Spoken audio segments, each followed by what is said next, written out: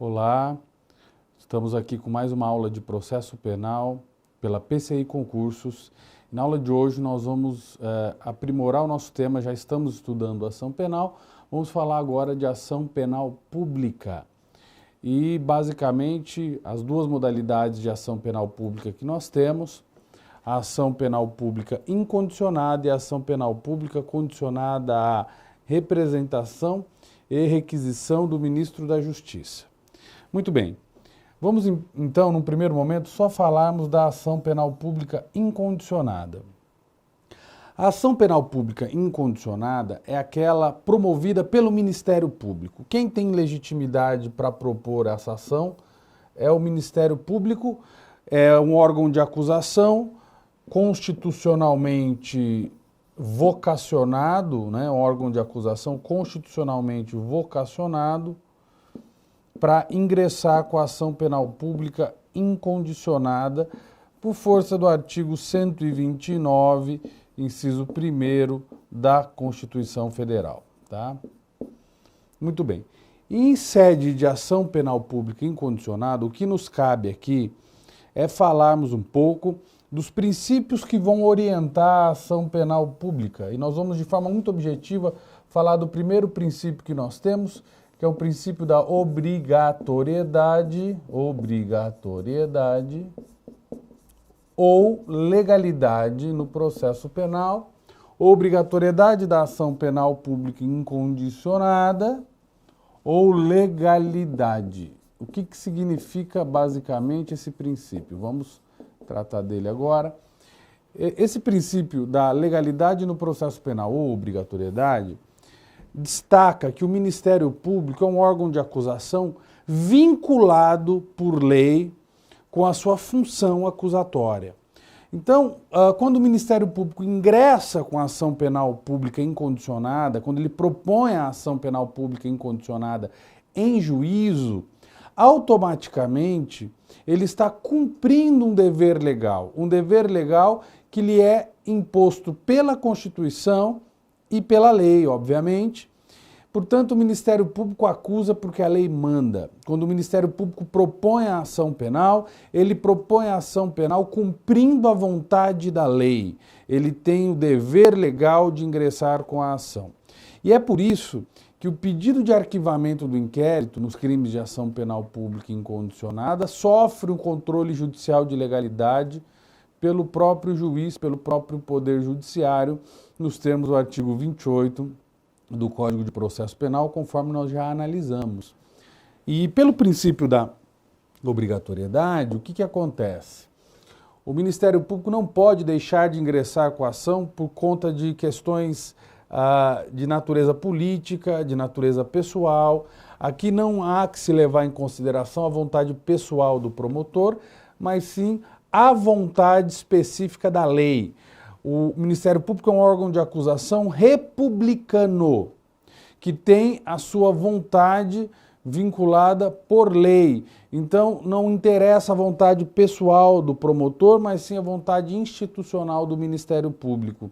E o Ministério Público, quando for formular um pedido de arquivamento do inquérito, deixando de propor a ação penal, ele deve fazê-lo com base em critérios eminentemente técnicos e não com base em critérios políticos. Então, o Ministério Público, ao fundamentar o seu pedido de arquivamento, vai se basear em critérios técnicos, critérios jurídicos, para deixar de propor ação, fundamentando, prestando contas do seu convencimento para o Poder Judiciário, porque o Ministério Público é um órgão republicano e quando deixa de cumprir efetivamente o seu dever legal, ele deve então expor isso de maneira muito clara, de maneira muito bem fundamentada no pedido de arquivamento. Tá? Então esse é o princípio da obrigatoriedade. O próximo princípio é o princípio da indisponibilidade da ação penal. Indisponibilidade da ação penal pública incondicionada. Esse princípio da indisponibilidade é um desdobramento do princípio da obrigatoriedade. O que quer dizer isso? Pelo princípio da indisponibilidade, O Ministério Público, depois que ingressou com a ação, ele tem que permanecer litigando. Ele não pode desistir da ação penal.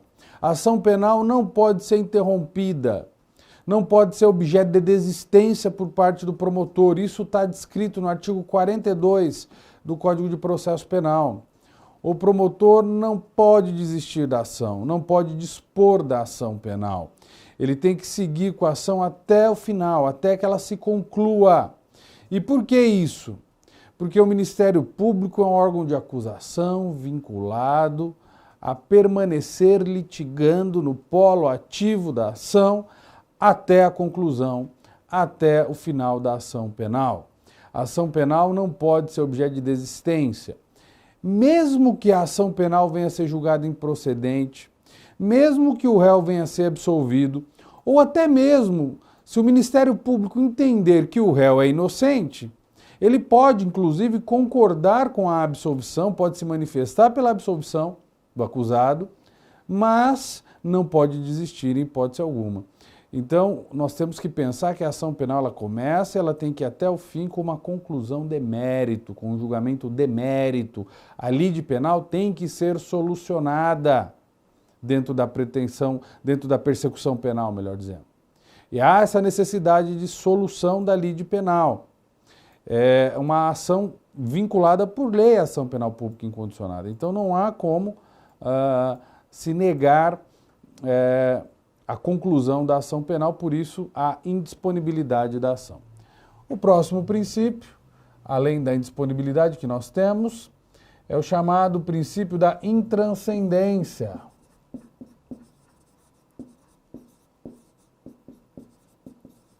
Intranscendência da ação penal.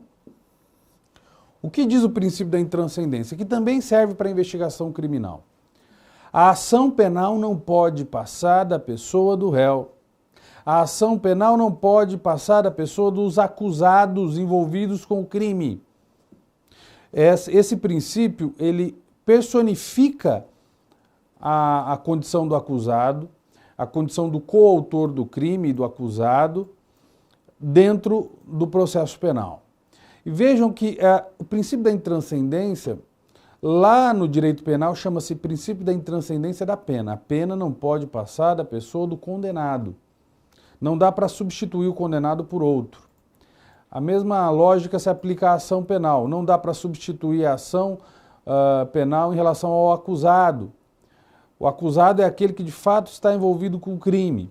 E esse princípio ele decorre da própria teoria monista lá do direito penal, do artigo 29, que diz que todo aquele que concorre para o crime incide nas penas a ele cominadas na medida de sua culpabilidade. Então imaginem vocês que a teoria monista vai vincular, vai jungir todos os coautores do crime num só fato. E não dá para colocar ninguém de fora dentro desse fato. A teoria monista é o fato criminoso que vincula todos os coautores e todos esses vão ser investigados e só esses serão investigados. E todos esses serão processados e só esses serão processados e esses serão condenados e só esses condenados para cumprir pena. Então, essa intranscendência da ação penal está ligada à intranscendência da pena e decorre da teoria monista do crime. Todos estão jungidos e vinculados por um único fato criminoso. Intranscendência, basicamente, é isso, tá? Existe um princípio também, que depois a gente desenvolve mais ali quando for falar da ação penal privada, mas é o princípio da indivisibilidade. Eu estou colocando ele aqui porque existe parcela da doutrina que entende que o princípio da indivisibilidade se aplica também à ação penal pública. Em que pese esse entendimento seja minoritário, há entendimento doutrinário que entende que o princípio da indivisibilidade se aplica também à ação penal pública. O que diz o princípio da indivisibilidade da ação penal? Diz que a ação penal deve ser proposta em relação a todos aqueles que estão envolvidos com o crime. Ou se promove a ação em relação a todos que estão relacionados com o fato, ou não se promove em relação a nenhum deles. A ideia de indivisibilidade é essa. Só que no Código de Processo Penal está descrito que o princípio da indivisibilidade lá no artigo 48, é para a ação penal privada. Alguns doutrinadores entendem que o princípio da indivisibilidade deve ser estendido também para a ação penal pública. Mas a questão que se põe é, o princípio da indivisibilidade não teria tanta necessidade de ser transposto para o âmbito da ação penal pública, porque no âmbito da ação penal pública o Ministério Público já se orienta pelo princípio da obrigatoriedade. E o da indivisibilidade seria para condicionar o particular no momento do oferecimento da queixa-crime, como está lá escrito no artigo 48 do Código de Processo Penal. Então o princípio da indivisibilidade, ele existe justamente para que o particular, de alguma maneira, não manipule a persecução penal para atender interesses pessoais dele, efetivamente, dele particular, para processar uma pessoa e deixar de processar outra com base em caprichos e questões de cunho pessoal. E isso, de alguma maneira, violaria até a isonomia persecutória, né? O tratamento isonômico que se pauta, que está cingido pela teoria monista, que é um único fato criminoso para todos, então todos devem ser processados, ou processa todos ou não processa nenhum. Não dá para dividir, não dá para fragmentar, não dá para cindir a persecução penal, porque senão nós estaremos então violando a isonomia, violando o viés e o caráter republicano da persecução penal para atender interesses de cunho pessoal, o que não é permitido, o que não é possível, o que não é aceitável, tá certo? Muito bem. Vamos falar agora um pouco da ação penal pública condicionada à representação. A ação penal pública condicionada à representação, vamos lembrar que ela é pública. Quem promove a ação é o Ministério Público como órgão de acusação com a mesma vocação constitucional da ação penal pública incondicionada, com os mesmos princípios que eu acabei de mencionar para vocês aqui, tá bem? Só que tem um detalhe. Quando nós dissemos que a ação penal pública ela é condicionada à representação, o que a lei penal faz em relação a determinados crimes? Quando ela coloca que o crime é de ação penal pública condicionada à representação. A lei penal, ela mitiga a autonomia do direito de ação por uma questão de política criminal. A lei penal mitiga a autonomia do direito de ação do Ministério Público, relativiza, portanto, o direito de ação do Ministério Público, que tem viés constitucional, retirando a autonomia, ou seja, o Ministério Público só poderá promover a ação penal se houver a liberação, a concordância da vítima ou de seus representantes legais para tanto. Vejam, a representação, então, do ponto de vista da teoria geral do direito, o que ela é? Um ato jurídico que externa uma manifestação de vontade do ofendido ou representante legal. Um ato jurídico que externa uma manifestação de vontade para que o Ministério Público ingresse com a ação penal. Do ponto de vista processual, é uma condição de procedibilidade. Condição de procedibilidade, por quê? Por que é uma condição de procedibilidade? Porque sem a representação, o processo penal é nulo. A ação penal não pode prosseguir. Vejam, a representação é um pressuposto para o ajuizamento da ação, tá certo? Então aqui nós temos uma autonomia. Quem que suprime a autonomia do direito de ação na ação penal pública condicionada à representação? Vou colocar aqui no canto. É a lei penal. É a lei penal quando ela tipifica e categoriza um crime como sendo crime de ação penal pública condicionada à representação. A lei penal vai dizer, esse crime só se procede mediante representação. Certo? Como acontece, por exemplo, nos crimes de lesão corporal leve, dolosa ou culposa, por exemplo. Nesse caso, é crime de ação penal pública condicionada à representação, tá certo? É a lei penal que vai dizer efetivamente isso, tá certo? E aí, basicamente, quando se fala em representação, qual que seria a forma legal? A forma escrita é livre. Tá? A forma escrita e livre. Não há muita exigência burocrática ou formal para a representação. Essa representação já pode ser colhida lá na fase do inquérito pelo delegado de polícia, tá?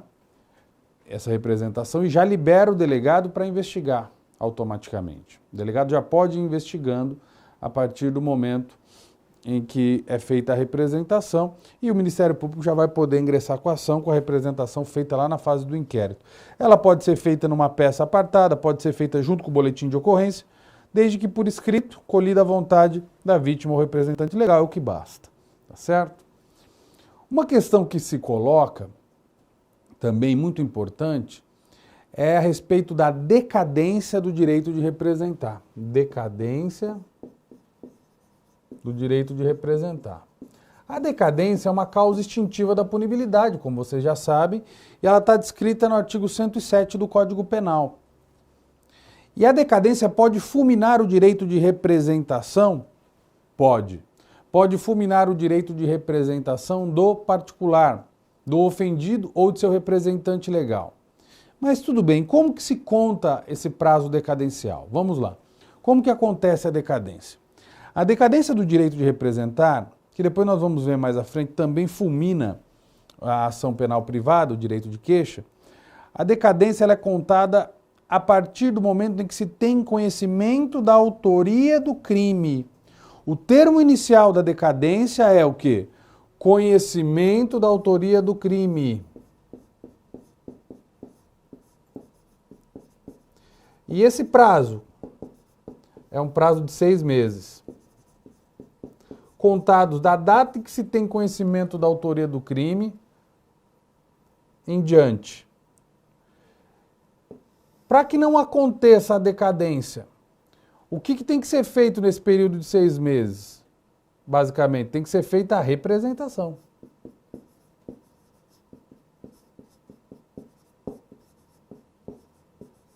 Para quê?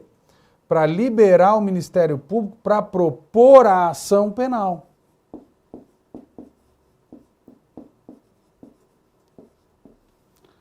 Se não fizer essa representação no prazo de 6 meses, da data do conhecimento da autoria, decai o direito de representar e ocorre o fenômeno da decadência e extinguiu a punibilidade. Esse prazo de 6 meses ele é fatal, ininterrupto e peremptório. Não pode ser modificado. Não pode ser alterado por vontade das partes. Não tem causas interruptivas e suspensivas previstas em lei. E é um prazo de natureza processual. Tá certo? Então, fique claro isso. Se não houver a representação no prazo de 6 meses da data do conhecimento da autoria, ocorre a representação. Por que é da data do conhecimento da autoria e não da data do fato? É contada a data do conhecimento da autoria porque você tem que saber contra quem você vai representar. É óbvio. Tá certo? Então, não há sentido algum você começar a liberar a fluência do prazo de 6 meses, sem que se tenha o conhecimento da autoria. Começa a correr 6 meses a partir do momento que se tem conhecimento da autoria do crime. Tá certo? Esse prazo de 6 meses, então, não é interrompido, não tem causa de suspensão, tá certo? É peremptório, fatal e ininterrupto. Muito bem. O que é importante a gente destacar ainda com relação à representação aqui, é que a representação, ela pode ser retratável. Isso eu queria que vocês guardassem. O que acontece? A representação ela é retratável. Se a vítima for lá e fizer a representação perante o Ministério Público ou perante a polícia, é possível a retratabilidade? É. Representação pode ser retratada? Pode. Retratável quer dizer, você retira a representação que foi feita. Tá? Ela pode ser retirada. Só que a retratabilidade da representação só é possível se o Ministério Público ainda não ofereceu a denúncia da ação penal pública condicionada à representação. Porque se o Ministério Público já ofereceu a denúncia, precluiu o direito de retratabilidade da representação. Se o Ministério Público já ofereceu a denúncia, não dá mais para retratar. Se o Ministério Público ainda não ofereceu, é possível a retratação. Tá? Agora, a pergunta que fica, é possível a retratação da retratação? Será que isso é possível? Será que é possível o Ministério Público aceitar que o indivíduo vai lá, oferece a representação, se retrata e retrata-se de novo? Gente, a retratação da retratação equivale a uma nova representação. E em havendo essa nova representação, o que acontece? Isso é possível? É, desde que não tenha ocorrido o quê? A decadência pelo prazo de 6 meses. Porque se já tiver ocorrido a decadência aqui, ó, 6 meses, a retratação da retratação não vai servir para nada. Por quê? Porque já está extinta a punibilidade, tá certo? Então, isso é fundamental deixar muito claro, tá? E com relação à Lei Maria da Penha, nós temos lá o artigo 16 da Lei Maria da Penha, que sofreu uma interpretação conforme a Constituição, para dizer que ali no artigo 16 tinha uma audiência em que a vítima, a mulher ofendida por violência doméstica dentro do lar, poderia se retratar na presença do juiz e do Ministério Público numa audiência designada só para isso. O Supremo já fixou um entendimento e estabeleceu que a interpretação que deve ser dada ao artigo 16 é no sentido de que a violência doméstica, lesão corporal apenas, o crime de lesão corporal, deve ser considerado crime de ação penal pública incondicionada. Então não tem representação, não tem por que também fazer essa audiência do artigo 16 para se verificar se vai haver retratação ou não do direito de representar, porque na realidade a mulher ela é vítima de uma situação de discriminação, de opressão, quando ela é vítima de violência no lar, e isso torna dispensável, portanto, a representação, e o crime passa a ser considerado como se fosse crime de ação penal pública incondicionada, mesmo que haja lesão corporal leve. Agora, crime de ameaça, por exemplo, que não envolve lesão corporal, aplica-se o artigo 16 normalmente, tanto que essa foi uma ADIM que foi julgada pelo Supremo Tribunal Federal, a 4424, e essa ADIM 4424, ela manteve o texto íntegro, mas apenas estabeleceu interpretação conforme a Constituição, sem redução de texto, tá certo? Então, fica mantida a regra do artigo 16, por exemplo, para crimes como ameaça. Lesão corporal, não.